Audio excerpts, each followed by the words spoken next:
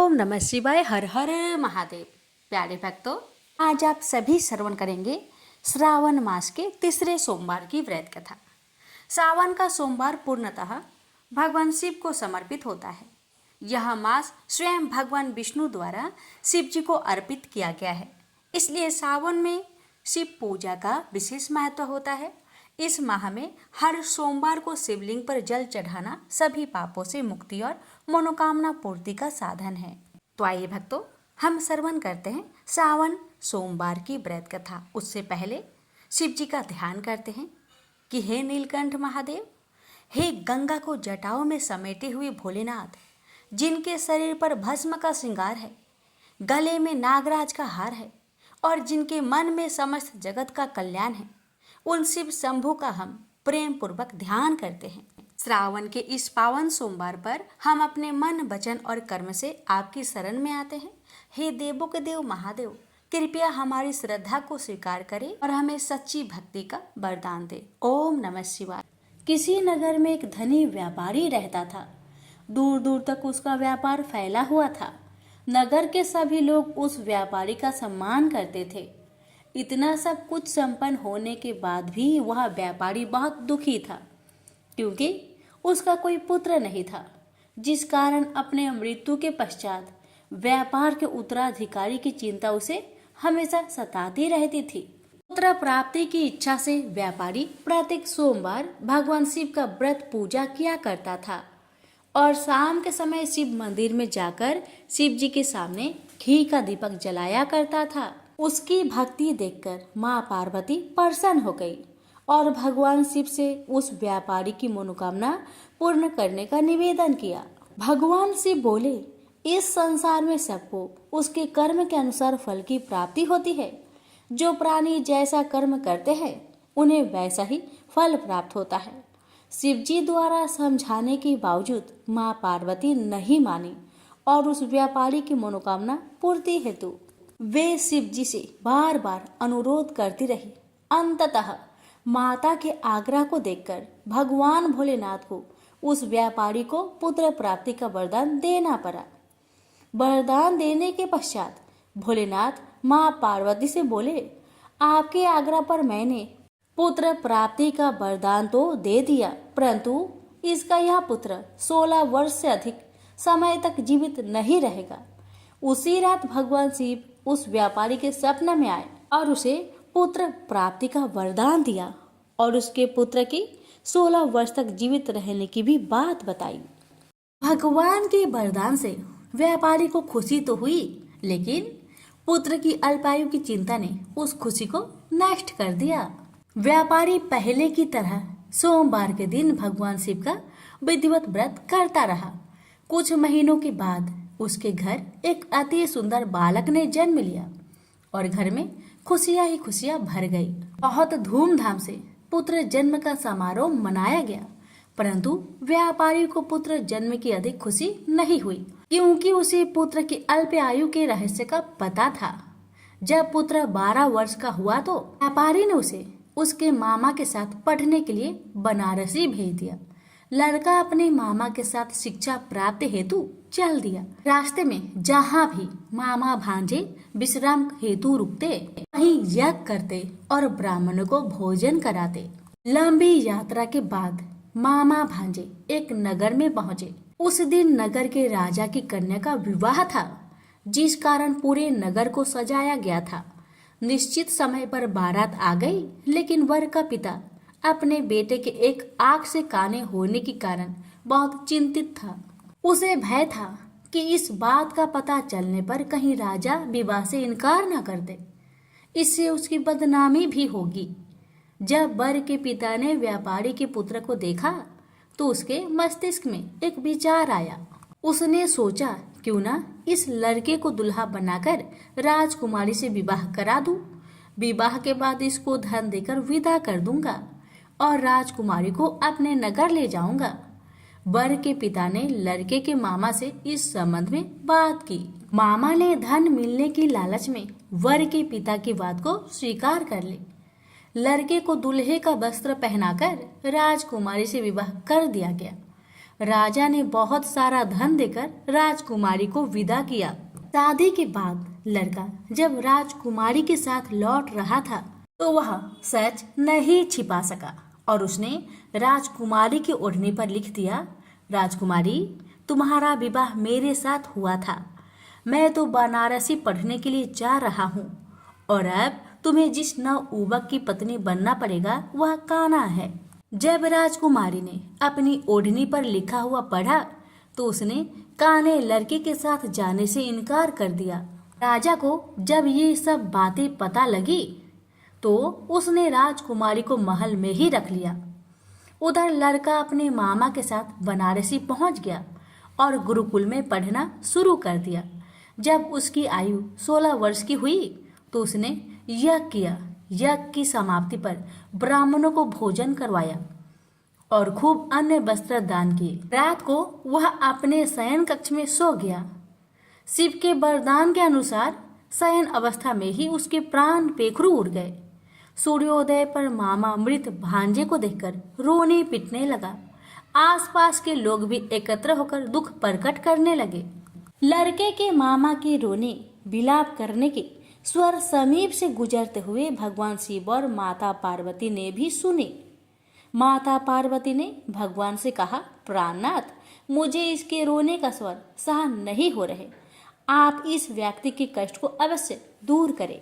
भगवान शिव ने माता पार्वती के साथ अदृश्य रूप में समीप जाकर देखा तो भोलेनाथ माता पार्वती से बोले, यह तो उसी व्यापारी का पुत्र है जिसे मैंने 16 वर्ष की आयु का वरदान दिया था।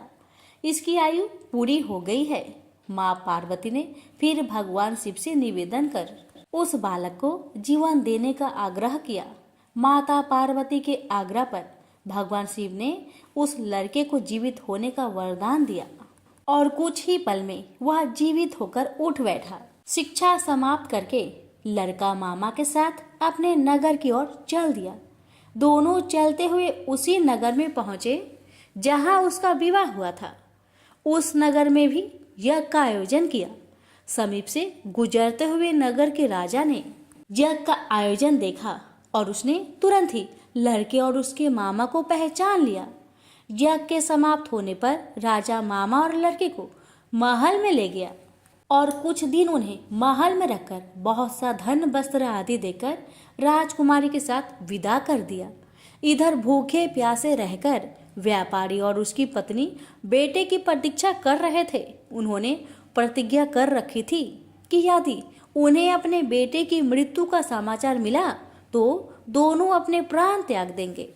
परंतु जैसे ही उसने बेटे के जीवित वापस लौटने का समाचार सुना तो वह बहुत परेशान हुआ। वह अपनी पत्नी और मित्रों के साथ नगर के द्वार पर पहुंचा। अपने बेटे के विवाह का समाचार सुनकर पुत्र वधू राजकुमारी को देखकर उसकी खुशी का ठिकाना न रहा।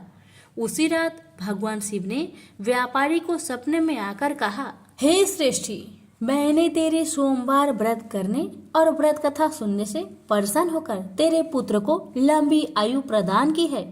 पुत्र की लंबी आयु जानकर व्यापारी बहुत प्रसन्न हुआ। शिव भक्त होने तथा सोमवार का व्रत करने से व्यापारी की सभी मनोकामनाएं पूर्ण हुई। इसी प्रकार जो भक्त सोमवार का विधिवत व्रत करते हैं और व्रत कथा सुनते हैं उनकी सभी इच्छाएं पूरी होती है। हमसे बोलिए उमापति शंकर भगवान की जय। प्यारे भक्तों, तो आपने अभी सुना श्रावण सोमवार की व्रत कथा। जिन भक्तों ने श्रद्धा, भक्ति और भाव से श्रावण सोमवार की यह पावन व्रत कथा सुनी है, उनके घर में संतान सुख, अखंड सौभाग्य और धन्य धान्य की कमी ना हो। घर का हर दीपक सदा जलता रहे, सुख शांति और समृद्धि का वास हो। जो भी मनोकामना लेकर कथा सुनी हो वह शिव कृपा से पूर्ण हो। यदि व्रत कथा कहने में कोई त्रुटि हो गई हो, कोई शब्द अधूरा रह गया हो तो भोलेनाथ क्षमा करे और फिर भी भक्तों को मनवांछित फल प्रदान करे। शिव शंकर की यह कृपा आप सभी पर सदा सर्वदा बनी रहे। हर हर महादेव। ओम नमः शिवाय। अब आइए श्रवण करते हैं भगवान शिव और माँ पार्वती की दिव्य कथा। श्री अमरनाथ की अमर कथा। इस कथा का नाम अमर कथा इसलिए है कि इसके श्रवण करने से शिव धाम की प्राप्ति होती है। यह वह परम पवित्र कथा है जिसके सुनने से सुनने वालों को अमर पद की प्राप्ति होती है तथा वह अमर अजर हो जाता है। यह कथा श्री शंकर भगवान ने इसी गुफा में श्री अमरनाथ जी की गुफा में भगवती पार्वती जी को सुनाई थी। इस कथा को सुनकर ही श्री सुखदेव जी अमर हो गए थे।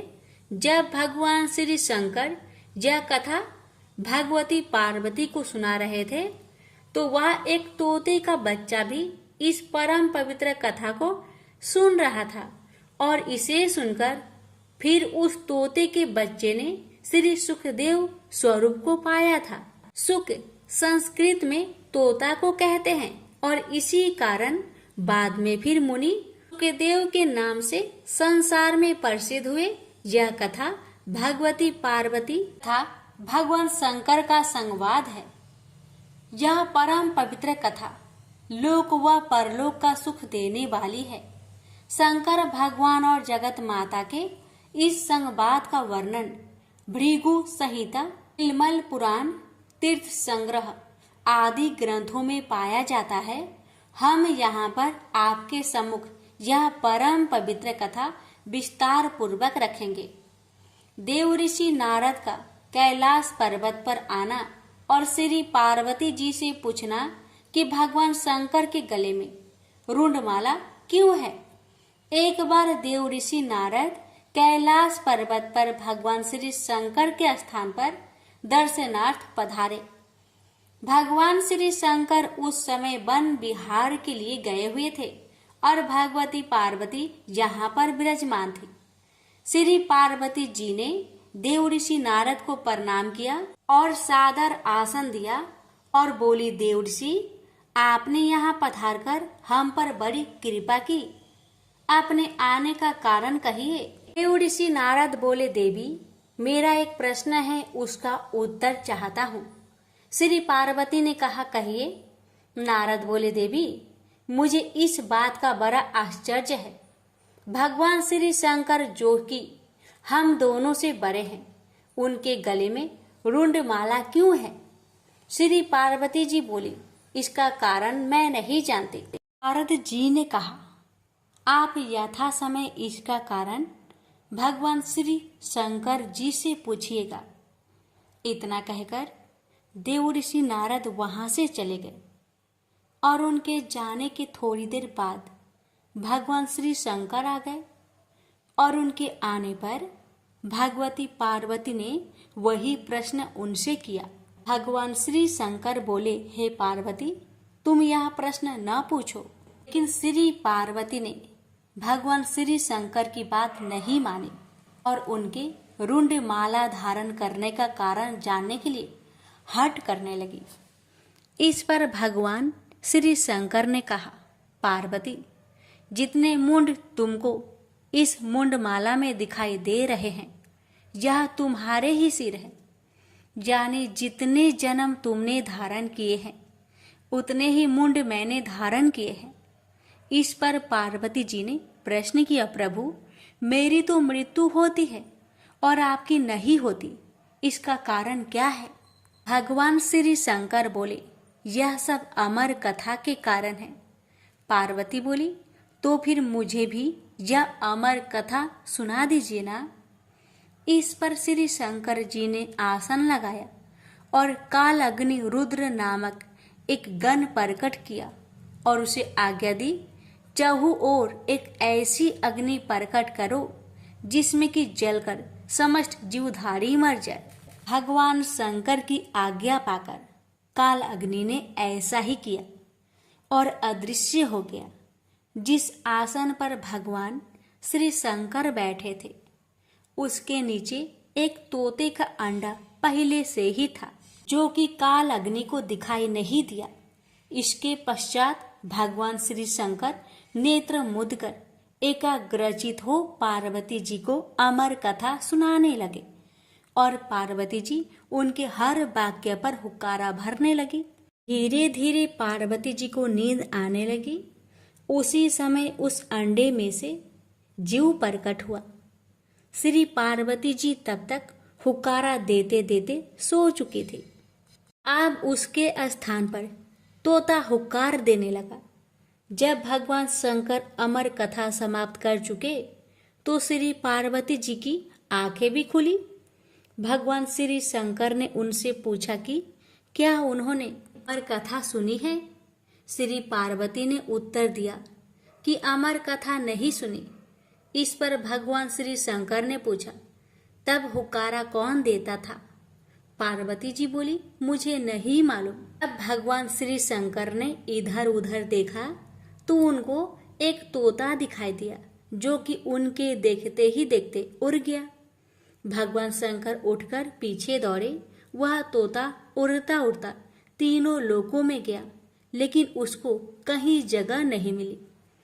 श्री व्यास देव की पत्नी अपने घर के द्वार पर बैठी जम्हाई ले रही थी। बस तोता उनके पेट में चला गया। भगवान श्री शंकर ने कहा, व्यास जी, मेरा चोर आपके घर में है। महर्षि व्यास बोले, प्रभु, हमारे घर में तो कोई चोर नहीं है। भगवान श्री शंकर के कहने पर महर्षि व्यास जी ने अपनी पत्नी से पूछा। उसने उत्तर दिया, ऐसा जान पड़ता है जैसे कि मेरे पेट में कोई पंछी गया है। महर्षि व्यास जी ने यह बात भगवान श्री शंकर से कही और साथ ही कहा, आपकी जैसी इच्छा हो वैसा कर सकते हैं, लेकिन यह तो आप जानते ही हैं कि स्त्री को मारना पाप है। श्री वेद व्यास की यह बात सुनकर श्री शंकर लौट गए। वह तोता कई वर्षों तक ऋषि पत्नी के पेट में रहा, लेकिन जब ऋषि पत्नी के पेट का कष्ट अधिक बढ़ता गया तो श्री वेद व्यास जी, ब्रह्मा जी और उसके पश्चात श्री विष्णु जी के पास गए। फिर तीनों मिलकर भगवान श्री शंकर के पास गए। इसके पश्चात चारों श्री वेद व्यास जी के स्थान पर आए और पंछी की स्तुति करने लगे। पंछी जो भगवान श्री शंकर जी से अमर कथा सुनकर चारों वेदों तथा 18 पुराणों का ज्ञानी हो गया था, कहने लगा, अब तक जगत निर्मोही नहीं होगा, तक मैं माँ का पेट से बाहर नहीं निकलूंगा। इस पर भगवान विष्णु ने अपनी माया से जगत को निर्मोही कर दिया। इस पर वह तोता बालक रूप होकर माँ के पेट से बाहर आ गया और उसका नाम सुखदेव हुआ। श्री सुखदेव अपने जन्म के साथ ही सबको प्रणाम करके जंगल की ओर चल दिए और फिर भगवान विष्णु ने अपनी माया हटा दी और जगत पुनः मोहयुक्त हो गया। इस पर श्री वेद व्यास जी अपने पुत्र के लिए व्याकुल होकर श्री सुखदेव के पीछे जंगल में दौड़े और उनके पास पहुंचकर उनसे घर चलने के लिए कहा। श्री सुखदेव जी ने कहा, जगत निर्मोही है, जहाँ न कोई किसी का पुत्र है और न कोई किसी का पिता। श्री वेद व्यास जी बोले, अब ऐसा नहीं है। श्री सुखदेव जी ने ध्यान लगाकर देखा तो मालूम हुआ कि भगवान श्री विष्णु ने उनके साथ छल किया है। इस पर उन्होंने श्री वेद व्यास जी से कहा, जब तक मैं गुरु धारण नहीं कर लूंगा वापस घर नहीं जाऊंगा और गुरु धारण करने के बाद मैं घर आकर आपकी सेवा करूंगा। ये सुखदेव जी फिर इस संसार में गुरु की खोज में इधर उधर घूमने लगे, मगर अपने से बढ़कर ज्ञानी उनको कहीं पर नहीं मिला। इस पर वह श्री वेद व्यास जी की आज्ञा से महाराज जनक के पास गए, लेकिन महाराज जनक के पास कर्म स्त्री व राजपाट के कारण उनको गलानी हुई। लेकिन राजा जनक ने जब उनका यह हाल देखा तो अपनी माया से उन्होंने सारे नगर को भस्म कर डाला। राजभवन भी भस्म होने लगा, लेकिन राजभवन के जलने से महाराज जनक और पत्नी का चित्त दयामान नहीं हुआ, किंतु श्री सुखदेव जी का चित्त व्याकुल होने लगा। सुखदेव जी को अमर कथा के सुनने तथा अपने अमर हो जाने का अभिमान था। उनकी व्याकुलता को देखकर महाराज जनक बोले, आप क्यों घबरा रहे हैं? आप तो अमर हैं, लेकिन हमारा शरीर अवश्य जलेगा। इस पर भी जब श्री सुखदेव जी की व्याकुलता दूर न हुई तो महाराज जनक ने अपनी माया से अग्नि पुनः शांत कर दी और प्रत्येक वस्तु पूर्वतः हो गई। यह देखकर श्री सुखदेव जी ने महाराज जनक को अपना गुरु बना लिया और उनसे उपदेश लिया। इसके बाद श्री सुखदेव जी नैमिषारण्य गए। वहां पर ऋषियों महर्षियों ने उनका बड़ा आदर सत्कार किया। ऋषियों महर्षियों ने आपसे अमर कथा सुनने के लिए प्रार्थना की। श्री सुखदेव जी बोले, इस कथा के सुनने वाले अमर हो जाते हैं। इसके पश्चात उन्होंने कथा सुनानी आरंभ की। कथा आरंभ होने के साथ ही कैलाश पर्वत, क्षीर सागर और ब्रह्मा लोक हिलने लगा। ब्रह्मा, विष्णु, शिव तथा समस्त देवता उस स्थान पर पहुंचे जहां पर अमर कथा हो रही थी। भगवान शंकर को स्मरण हुआ कि यदि इस कथा के सुनने वाले अमर हो गए तो पृथ्वी का संचालन बंद हो जाएगा और फिर देवताओं की प्रतिष्ठा में अंतर आ जाएगा।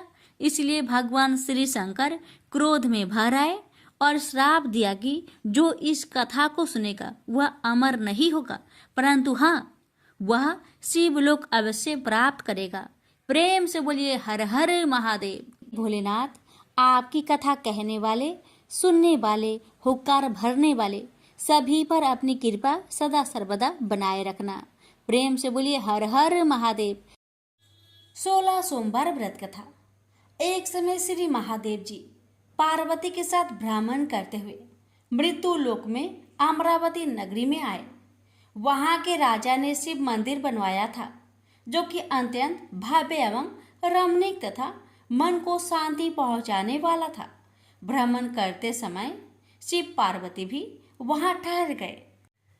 पार्वती जी ने कहा, हे नाथ, आओ आज इसी स्थान पर चौसर पासे खेले। खेल प्रारंभ हुआ। शिव जी कहने लगे, मैं जीतूंगा। इस प्रकार उनकी आपस में वार्तालाप होने लगी। उस समय पुजारी जी पूजा करने आए। पार्वती जी ने पूछा, पुजारी जी बताइए, जीत किसकी होगी? पुजारी बोला, इस खेल में महादेव जी के समान कोई दूसरा परंगत नहीं हो सकता, इसलिए महादेव जी ही यह बाजी जीतेंगे। परंतु हुआ उल्टा, जीत पार्वती जी की हुई। अतः पार्वती जी ने पुजारी जी को कोढ़ी होने का श्राप दे दिया कि तूने मिथ्या भाषण किया। अब तो पुजारी कोढ़ी हो गया। शिव पार्वती जी दोनों वापस चले गए। कुछ समय पश्चात अप्सराएं पूजा करने आई। अप्सराओं ने पुजारी के उसके कोढ़ी होने का कारण पूछा। पुजारी ने सब बातें बता दी। अप्सराएं कहने लगी, पुजारी जी, आप 16 सोमवार का व्रत करें तो शिव जी प्रसन्न होकर आपका संकट दूर करेंगे। पुजारी जी ने अप्सराओं से व्रत की विधि पूछी। अप्सराओं ने व्रत करने और व्रत के उद्यापन करने की संपूर्ण विधि बता दी। पुजारी ने विधि पूर्वक श्रद्धा भाव से व्रत प्रारंभ किया और व्रत अंत में व्रत का उद्यापन भी किया। व्रत के प्रभाव से पुजारी जी रोग मुक्त हो गए। कुछ दिनों के बाद शंकर भगवान पार्वती जी पुनः उस मंदिर में आए तो पुजारी जी को रोग मुक्त देखकर पार्वती जी ने पूछा, मेरे दिए हुए श्राप से मुक्ति पाने का तुमने कौन सा उपाय किया? पुजारी जी ने कहा, हे माता, अप्सराओं द्वारा बताए गए 16 सोमवार के व्रत के करने से मेरा यह कष्ट दूर हुआ है। पार्वती जी ने भी 16 सोमवार का व्रत किया, जिससे उनसे रूठे हुए कार्तिकेय जी भी अपना माता से प्रसन्न होकर आज्ञाकारी हुए। कार्तिकेय जी ने पूछा, हे माता, क्या कारण है कि मेरा मन सदा आपके चरणों में लगा रहता है? पार्वती जी ने कार्तिकेय को 16 सोमवार के व्रत का महात्म्य तथा विधि बताई। तब कार्तिकेय जी ने भी इस व्रत को किया तो उनका बिछड़ा हुआ मित्र मिल गया। अब मित्र ने भी इस व्रत को अपने विवाह होने की इच्छा से किया। फलतः वह विदेश गया। वहां के राजा की कन्या का स्वयंवर था। राजा ने प्रण किया था कि हथिनी जिस व्यक्ति के गले में वरमाला डाल देगी उसी के साथ राजकुमारी का विवाह करूंगा। यह ब्राह्मण मित्र भी स्वयंवर देखने की इच्छा से वहां एक और जाकर बैठ गया। हथिनी ने इसी ब्राह्मण मित्र को माला पहनाई तो राजा ने बड़ी धूमधाम से अपनी राजकुमारी का विवाह उसके साथ कर दिया। तत्पश्चात दोनों सुखपूर्वक रहने लगे। एक दिन राजकन्या ने पूछा, हे नाथ, आपने कौन सा पुण्य किया जिससे हथिनी ने आपके गले में वरमाला पहनाई? ब्राह्मण पति ने कहा, मैंने कार्तिकेय जी द्वारा बताए अनुसार 16 सोमवार का व्रत पूर्ण विधि विधान सहित श्रद्धा भक्ति से किया, जिसके फल के कारण मुझे तुम्हारे जैसे सौभाग्यशाली पत्नी मिली। अब तो राजकन्या ने भी सत्य पुत्र प्राप्ति के लिए व्रत किया और सर्वगुण संपन्न पुत्र प्राप्त किया। बड़े होकर पुत्र ने भी राज्य प्राप्ति की कामना से 16 सोमवार का व्रत किया। राजा के देवलोक होने पर इसी ब्राह्मण कुमार को राजगद्दी मिली। फिर भी वह इस व्रत को करता रहा। एक दिन उसने अपनी पत्नी से पूछा, सामग्री शिवालय ले चलने को कहा, परंतु उसने पूजा सामग्री अपनी दासियों द्वारा भिजवा दी। जब राजा ने पूजन समाप्त किया तो आकाशवाणी हुई कि हे राजा, तुम इस पत्नी को त्याग दो, नहीं तो राजपाट से हाथ धोना पड़ेगा। प्रभु की आज्ञा मानकर उसने अपनी पत्नी को महल से निकाल दिया। तब वह अपने भाग्य को कोसती हुई एक बुढ़िया के पास गई और अपना दुखड़ा सुनाया। तभी बुढ़िया को बताया, मैं पूजन सामग्री राजा के कहे अनुसार शिवालय में नहीं ले गई और राजा ने मुझे निकाल दिया। बुढ़िया ने कहा, तुझे मेरा काम करना पड़ेगा। उसने स्वीकार कर लिया। तब बुढ़िया ने सूत की गठरी उसके सिर पर रखी और बाजार भेज दिया। रास्ते में आंधी आई तो सिर पर रखी गठरी उड़ गई। बुढ़िया ने डांट कर उसे भगा दिया। अब रानी बुढ़िया के यहाँ से चलते चलते एक आश्रम में पहुंची। गोसाई जी उसे देखते ही समझ गए कि यह उच्च घराने की अबला विपत्ति की मारी है। वे उसे धैर्य बंधाते हुए बोले, बेटी, तू मेरे आश्रम में रह, किसी प्रकार की चिंता मत कर। रानी आश्रम में रहने लगी, परंतु जिस वस्तु को वह हाथ लगाती वह वस्तु खराब हो जाती। यह देखकर गोसाई जी ने पूछा, बेटी, किस देव के अपराध से ऐसा होता है? रानी ने बताया कि मैंने अपने पति की आज्ञा का उल्लंघन किया और शिवालय में पूजन के लिए नहीं गई। इससे मुझे घोर कष्ट उठाने पड़ रहे हैं। गोसाई जी ने शिव जी से उसके कुशल क्षेम के लिए प्रार्थना की और कहा, बेटी, तुम 16 सोमवार का व्रत विधि के अनुसार करो। तब रानी ने विधि पूर्वक व्रत पूर्ण किया। व्रत के प्रभाव से राजा को रानी की याद आई और दूतों को उसकी खोज में भेजा। आश्रम में रानी को देख दूतों ने राजा को बताया। तब राजा ने वहां जाकर गोसाई जी से कहा, महाराज, यह मेरी पत्नी है। मैंने इसका परित्याग कर दिया था, कृपया इसे मेरे साथ जाने की आज्ञा दें। शिव जी की कृपा से प्रति वर्ष 16 सोमवार का व्रत करते हुए वे आनंद से रहने लगे और अंत में शिवलोक को प्राप्त हुए। प्रेम से बोलिए हर हर महादेव, माता पार्वती की जय। ओम नमः शिवाय। कथा इस प्रकार है।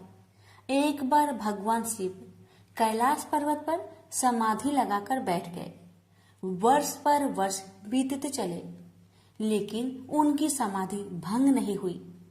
इससे सृष्टि का कल्याण और संहार रुक गया। सृष्टि के कामों में रुकावट आने से ब्रह्मा, विष्णु तथा अन्य देवताओं को बहुत चिंता हुआ और वे भगवान शिव की समाधि भंग करने के लिए उपाय सोचने लगे।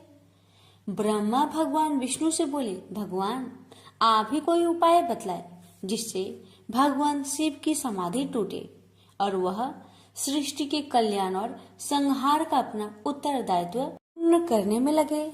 अगर सृष्टि का चक्र रुक गया तो संसार नष्ट हो जाएगा। विष्णु भगवान बोले, ब्रह्मा जी, आपने ही तो इस सृष्टि को पैदा किया है, आपने ही विधान बनाया है, इसलिए आप ही कोई उपाय सोच सकते हैं। ब्रह्मा जी बोले, भगवान शिव की समाधि हमने किसी उपाय से भंग कर भी दी तो वह कल फिर समाधि लगा लेंगे।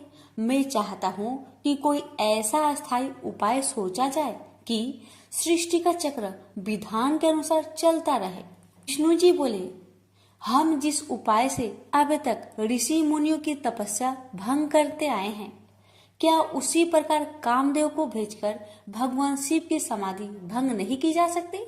भगवान शिव निर्विकार है, अर्थात उनके मन में ना तो कोई विकार है और न पैदा किया जा सकता है, इसलिए यह उपाय कारगर सिद्ध नहीं होगा। ब्रह्मा जी बोले, भगवान हो सकता है कामदेव से प्रभावित होकर भगवान शिव अपनी समाधि तोड़ दे और फिर किसी स्त्री से विवाह कर ले।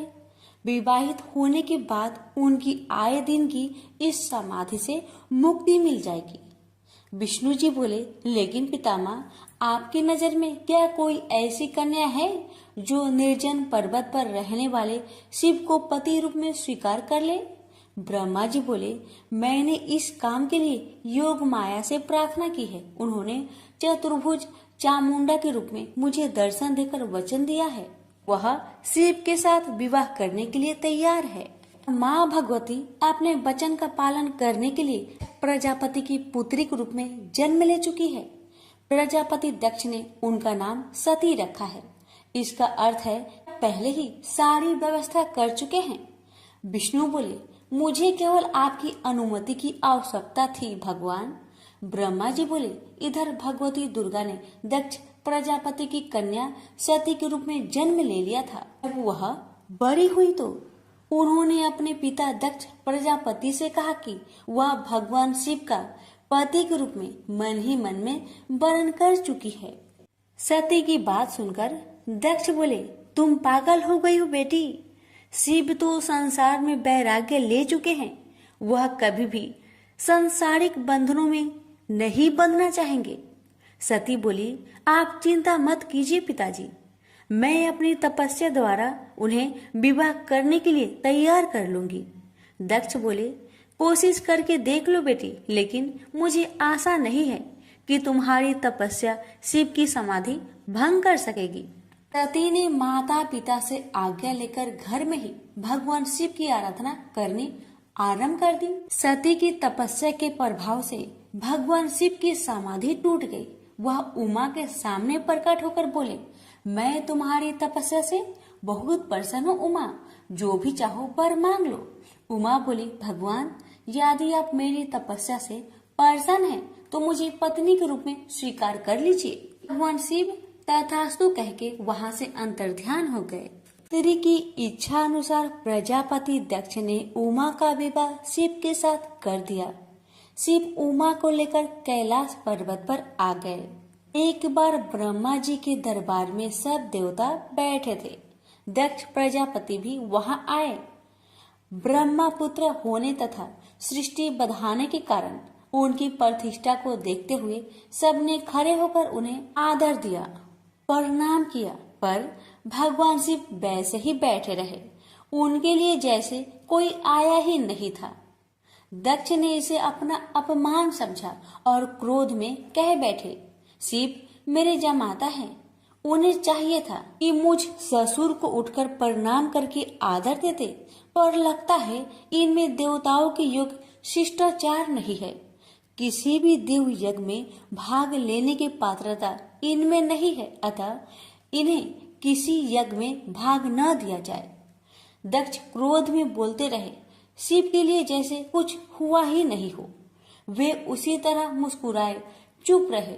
ब्रह्मा जी की सभा से लौटने के बाद दक्ष ने अपने श्राप को प्रतिष्ठा के लिए स्वयं एक यज्ञ किया तथा निश्चय किया कि इसी यज्ञ में शिव को यह भाग न देने की प्रारंभ किया जाए।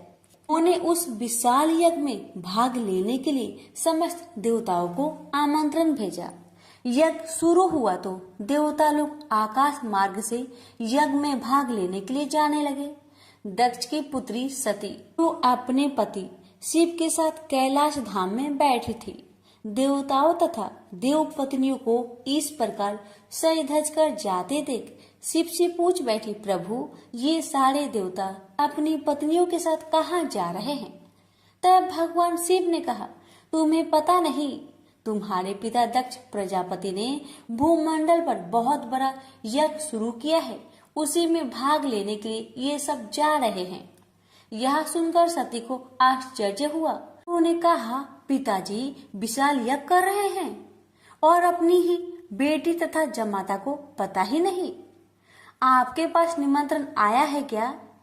शिव जी ने हंसकर कहा, अगर निमंत्रण आता तो क्या तुम्हें पता न चलता? सोचा होगा कि जहाँ सब देव तथा देव नारियां देवोपम वस्त्र तथा अलंकारों से सजी धजी आएंगी, वहाँ हमारा जमाता भूत प्रेतों जैसी वेशभूषा में आकर शोभा बढ़ाने के बजाय मेरी हंसी कराएंगे।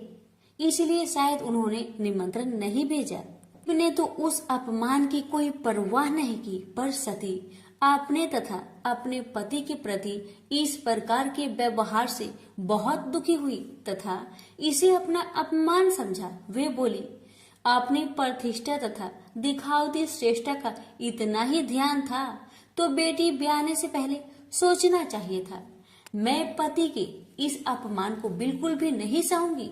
मुझे आज्ञा दीजिए, मैं वहां जाकर पिता से पूछती हूँ तथा ये भी देखूंगी कि देवगण कैसे हैं जो देवाधिदेव शिव के बिना उस यज्ञ में भाग लेने जा रहे हैं। शिव ने कहा, उन देवों को क्या पता है कि हमें निमंत्रण नहीं दिया गया है। वैसे भी तुम्हें इस बारे में ज्यादा विचार नहीं करना चाहिए। बिना निमंत्रण के जाने पर अपमान होता है, इसलिए मेरी सलाह है कि तुम भी मत जाओ। सती अपने पिता द्वारा की गई इस उपेक्षा तथा अपमान को सह न पा रही थी। पति शिव की आज्ञा न मिलने पर भी सती अपने पिता के घर जाने की जिद पर अड़ी रही। शिव ने सोचा कि सती क्रोध में है, पता नहीं कुछ अनहोनी न हो जाए, इसलिए उन्होंने अपने कुछ गणों को सती की रक्षा के लिए भेज दिया।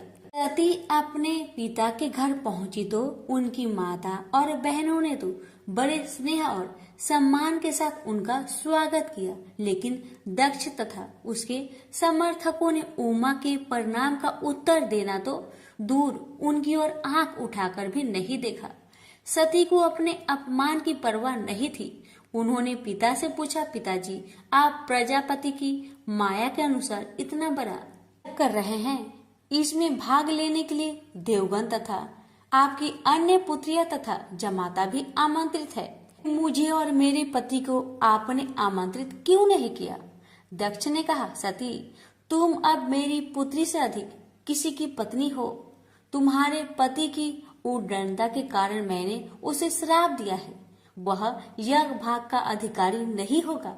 वैसे भी भूत पिचासों के साथ शमशान में रहने वाले का स्वर्ग में रहने वाले देवताओं के बीच कोई स्थान नहीं होता।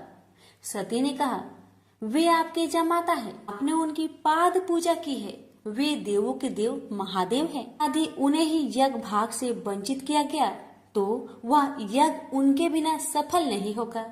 मैं स्वयं इसकी हव्य बनूंगी। न कहकर सती यज्ञ कुंड में कूद पड़ी। सती को यज्ञ कुंड में कूदते देख वहां हाहाकार मच गया। लोग उठ उठकर भागने लगे। यज्ञ की सामग्री लोगों के पैरों से कुचलकर इधर उधर जा गिरी। सती को इस प्रकार सती होते देख शिव के गण यज्ञ में आए ऋषि मुनियों और दक्ष के सैनिकों पर टूट पड़े। देख महर्षि भृगु वेद मंत्रों से अग्नि में आहुतियां देने लगे। महाशक्तिशाली अनगिनत दैत्य पैदा हो गए और शिव के गणों का संहार करने लगे। तभी आकाशवाणी हुई, मूर्ख दक्ष, तूने जिसको अपनी पुत्री समझकर अपमान किया है, अनादि शक्ति जगत की सृष्टा, रक्षिका और कल्पात में संहार करने वाली है। वही योग माया माँ भगवती है। तूने उनका अनादर करके अपने विनाश के द्वार खोल लिए हैं। अब शिव के क्रोध से तेरी रक्षा करने वाला इस संसार में कोई नहीं है। भगवान शिव के गण भागकर उनके पास पहुँचे और उन्होंने सती के सती होने की पूरी घटना सुना दी। उमा के सती होने की घटना सुनकर भगवान शिव के क्रोध की सीमा ना रही। उन्होंने अपनी एक जटा उखाड़कर पर्वत पर दे मारी, जिससे महाप्रलय के समान भयंकर शब्द के साथ ही महापराक्रमी वीरभद्र पैदा हो गया। वीरभद्र के उत्पन्न होते ही 10 दिशाएं कांप उठी। फिर शिव जी ने दूसरी जटा उखाड़कर एक चट्टान पर दे मारी, जिससे महाकाली उत्पन्न हो गई। उनका रूप इतना विकराल था कि उन्हें देखकर शिव के गणों में भी भय की लहर सी दौड़ गई। महाकाली के साथ ही काली, कात्यायनी, ईशानी, चामुंडा, मुंड, मर्दनी, भद्रकाली, भद्रा, बलि और वैष्णवी भी पैदा हो गई। फिर भद्र ने कहा, भगवान आज्ञा दीजिए, मैं क्या करूं? यदि आपकी आज्ञा हो तो मैं क्षण भर में ही सारे समुद्र को सोख कर मुझे ब्रह्मांड को भस्म कर डालूं और सारे देवताओं और ऋषि मुनियों को भी भस्म कर दूं। शिव जी बोले, वीरभद्र, ब्रह्मा का पुत्र दक्ष यज्ञ कर रहा है, अत्यंत अभिमानी और मेरा विरोधी है। जाओ उसके यज्ञ का विध्वंस कर दो और वहाँ जो भी देवता, गंधर्व, ऋषि मुनि हो, उन सबको भस्म कर डालो। फिर शिव ने महाकाली से कहा, महाकाली, तुम इन 9 दुर्गाओं को साथ लेकर वीरभद्र की सहायता करो। दक्ष उसकी पत्नी और बंधु बांधवों को मारकर उसके वंश को समाप्त कर दो। भगवान शिव की आज्ञा पाते ही वीरभद्र और भद्रकाली ने यज्ञ भूमि में पहुंचते ही जैसे प्रलय मचा दी। दक्ष की सेनाओं को समाप्त करके वे दोनों शिव जी के गणों के साथ जो भी सामने आया उसी को मौत के घाट उतारते चले गए। उन्होंने यज्ञ की वेदी तोड़ डाली, यज्ञ में काम आने वाली सारी वस्तुओं उठाकर नष्ट कर दिया। घबराकर दक्ष भगवान विष्णु से बोले, भगवान, अब आप ही हमें सब संकटों से मुक्ति दिला सकते हैं। विष्णु बोले, दक्ष, तुमने शिव जी का अपमान करके भयंकर अपराध किया है। उनके गणों का सेनापति वीरभद्र इतना शक्तिशाली है कि मैं भी उनका कुछ नहीं बिगाड़ सकता। वीरभद्र ने ऋषि मुनियों और देवताओं को पृथ्वी पर पटक पटक कर मार डाला। भृगु ऋषि की छाती पर पांव रखकर उनकी दाढ़ी उखाड़ ली। शिव जी को देखकर हंसने वाले ऋषि पूषा के दांत तोड़ डाले और फिर वेदी के भीतर छिपे दक्ष को बाहर खींचकर उसका सिर हाथों से मोड़कर धधकते हुए अग्नि कुंड में फेंक दिया।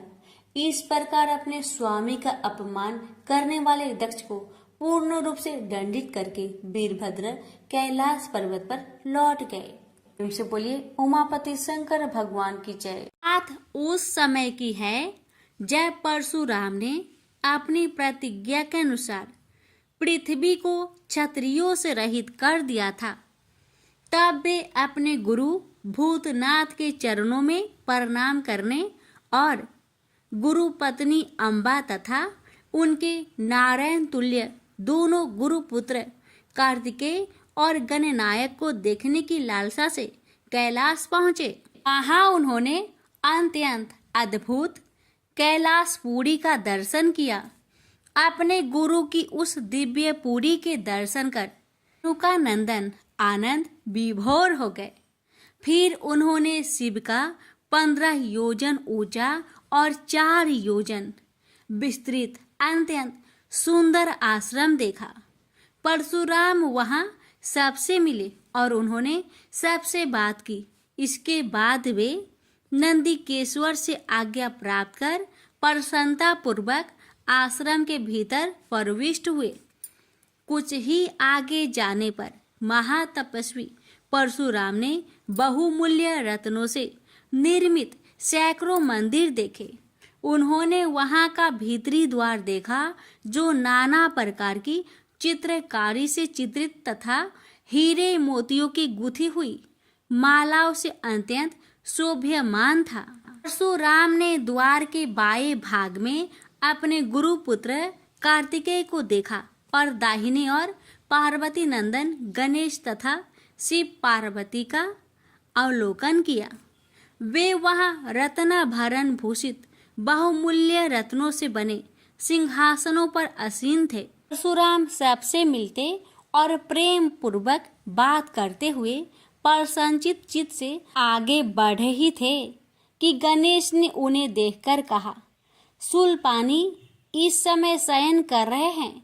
मैं उन परम प्रभु की आज्ञा प्राप्त कर तत्काल तुम्हें साथ ले चलूंगा। बस इतनी देर रुक जाओ परशुराम ने गणेश के सम्मुख खड़े खड़े उत्तर दिया, बंधुवर, मैं अपने गुरु शिव व माता पार्वती के दर्शन करना चाहता हूँ। मैं उनके चरणों में प्रणाम कर अभी लौट जाऊंगा। गणेश ने उन्हें अनेक प्रकार से समझाते हुए कहा, इस समय भूतेश्वर शिव एवं माता पार्वती अंतःपुर में है, अतएव अभी आपको वहां नहीं जाना चाहिए। परम गुरुदेव शिव एवं माता पार्वती के चरण कमलों के दर्शन करने का मेरा सहज अधिकार है। परशुराम अपने आग्रह पर दृढ़ थे, किंतु गणेश उन्हें अत्यंत विनय पूर्वक समझाते रहे। मैं तो परम पिता शिव एवं माता पार्वती के दर्शनार्थ जाऊंगा ही। यह कहकर परशुराम आगे बढ़ना ही चाहते थे कि गणेश ने उन्हें रोक दिया।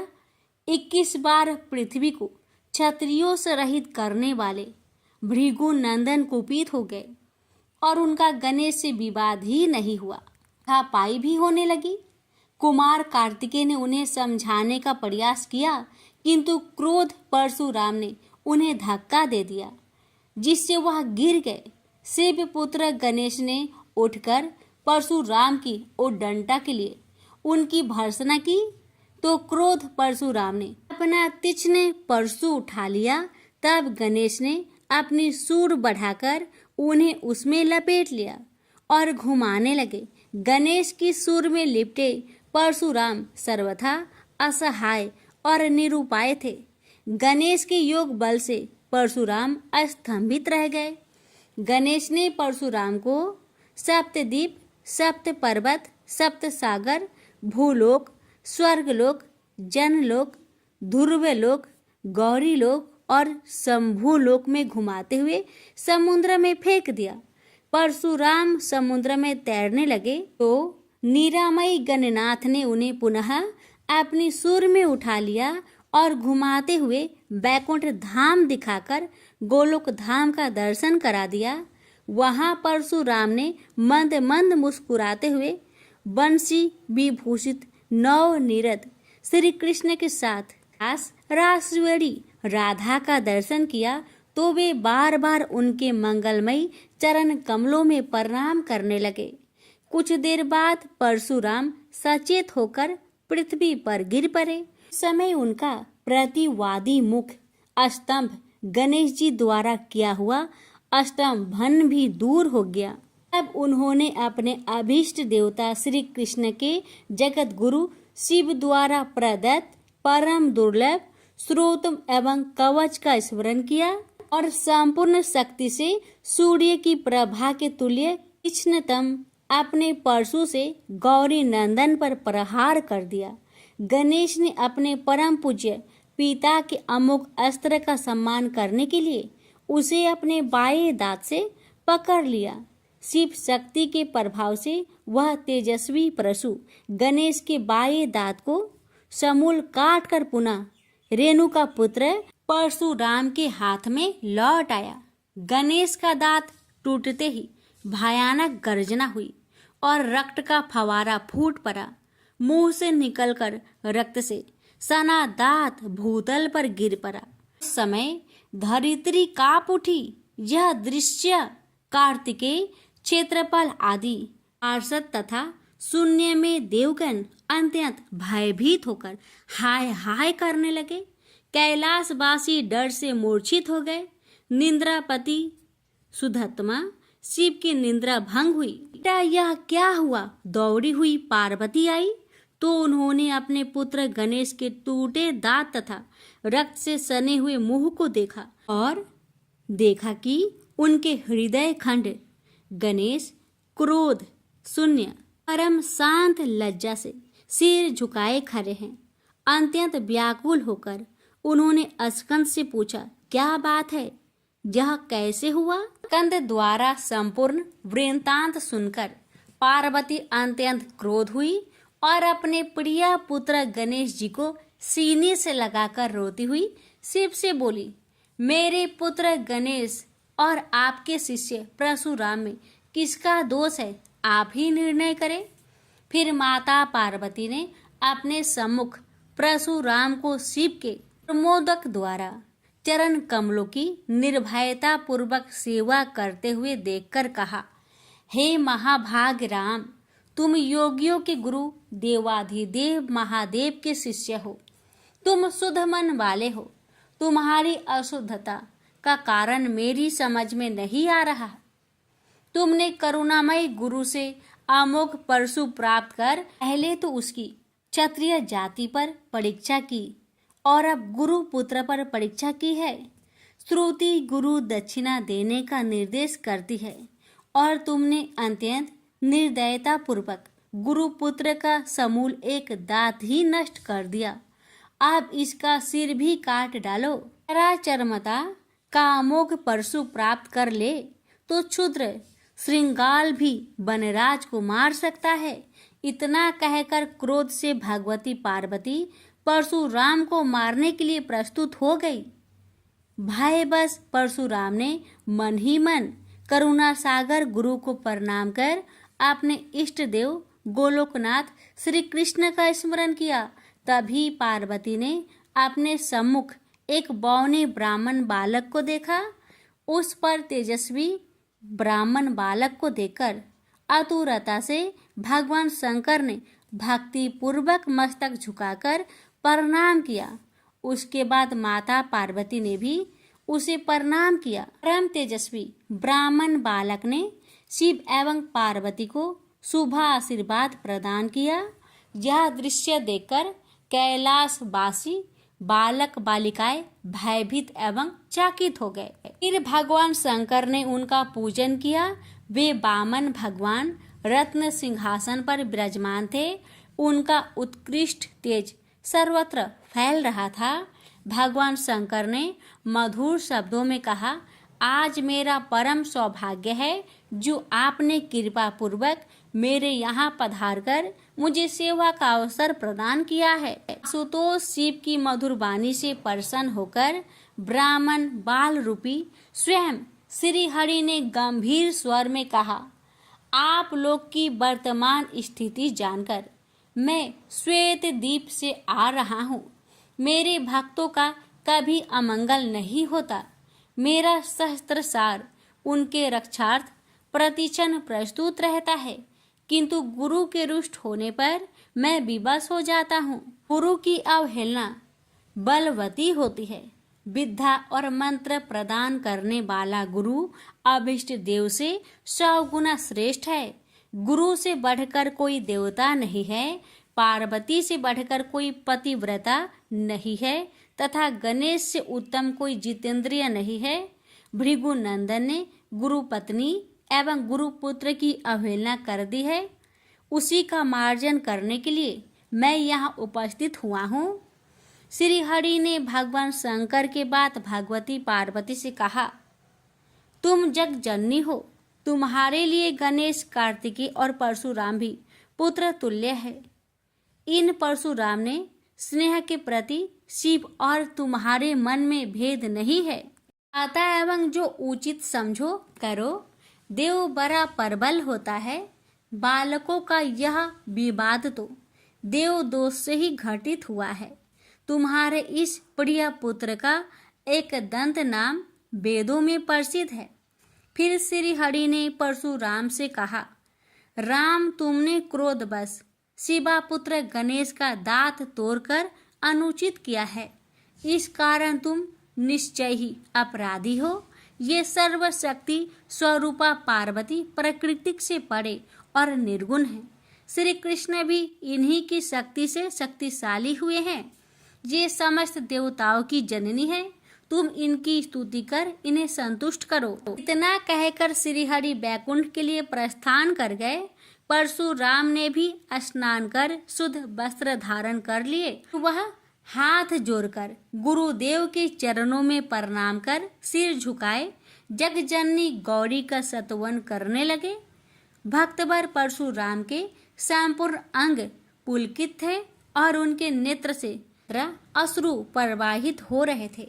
इस प्रकार करुण प्रार्थना करते हुए अंत में परशुराम ने कहा, जगजननी रक्षा करो, रक्षा करो, मेरे अपराध को क्षमा कर दो, भला कहीं बच्चे के अपराध करने से माता कुपित होती है। यह कहकर परशुराम ने माता पार्वती के चरणों में प्रणाम कर अत्यंत दुखी होकर रोने लगे। परशुराम की करुण प्रार्थना से करुणामयी पार्वती का हृदय द्रवित हो गया। उन्होंने प्रीति पूर्वक परशुराम को अभय दान देते हुए कहा, बेटा अब शांत हो जाओ, आशुतोष के अनुग्रह से तुम्हारी सर्वत्र विजय हो। सर्वतरात्मा श्री हरि तुम पर सदा प्रसन्न रहे। गुरुदेव शिव में तुम्हारी भक्ति सुदृढ़ रहे, तुम अमर हो जाओ। इसी प्रकार दयामयी पार्वती ने परशुराम को आशीर्वाद दिया और वे अपने अंतपुर में चली गई। उस समय वहां श्री भगवान के मंगल नाम का उच्च घोष होने लगा। फिर परशुराम ने एकदंत गणेश का स्तवन किया और गंधे, पुष्प, धूप, दीप एवं तुलसी रहित नैवेद्य आदि से लंबोदर की प्रीति पूर्वक पूजा की। परशुराम ने भक्ति भाव से भाई गणेश को संतुष्ट कर माता पार्वती एवं कृपा सिंधु त्रिलोचन के चरणों में प्रणाम किया। फिर उन्होंने गुरु की आज्ञा प्राप्त कर प्रसन्नता पूर्वक वहां से प्रस्थान किए। प्रेम से बोलिए गौरी पुत्र गणेश भगवान की जय। हर हर महादेव। माता पार्वती की जय। शिव जी की आरती। ओम जय शिव ओंकारा, स्वामी जय शिव ओंकारा, ब्रह्मा विष्णु सदा शिव अर्धांगी धारा। ओम जय शिव ओंकारा, स्वामी जय शिव ओंकारा, एकानन चतुरानन पंचानन राजे, हंसानन गरुड़ासन वृषवाहन साजे। ओम जय शिव ओंकारा, स्वामी जय शिव ओंकारा, दो भुज चार चतुर्भुज, 10 भुज अति सोहे, त्रिगुण रूप निरखते त्रिभुवन जन मोहे। अच्छी माला बने माला, मुंड माला धारी, त्रिपुरारी कंसारी करे माला धारी। श्वेतांबर पीतांबर बाघंबर अंगे, सनकादिकी गरुणादिकी भूतादिकी संगे। कर के माध्य का मंडलु चक्र त्रिशूली धारी, सुखकारी दुखहारी जगपालनकारी। ब्रह्मा विष्णु सदा शिव जानत अविवेका, मधु के टप दो मारे सुर भयहीन करे। लक्ष्मी व सावित्री पार्वती संगा, पार्वती अर्धांगी शिव लहरी गंगा। पर्वत सोहे पार्वती शंकर कैलासा, भांग धतुर का भोजन भस्मी में बासा। जटा में गंग बहत है गल मुंडन माला, शेष नाग लिपटावत ओढ़त मृगी छाला। काशी में विराजे विश्वनाथ नंदी ब्रह्मचारी, नीत उठ दर्शन पावत महिमाति भारी। त्रिगुण स्वामी जी की आरती जो कोई नरे गावे, कहत शिवानंद स्वामी मनवांछित फल पावे। ओम नमः शिवाय। हर हर महादेव। माता पार्वती की जय।